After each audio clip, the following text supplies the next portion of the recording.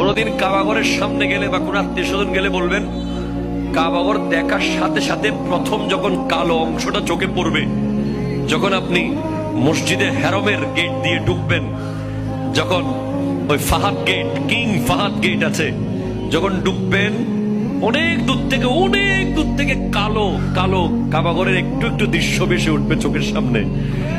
তখন দোয়াটা করবেন, কি দোয়া করবেন কয়টা? যখন কয়টা? একটা দোয়াই কবুল হবে দেখার সাথে সাথে। কাবা ঘর দেখার সাথে সাথে প্রথম যে দোয়াটা করবেন ওটা কবুল করবেন কে?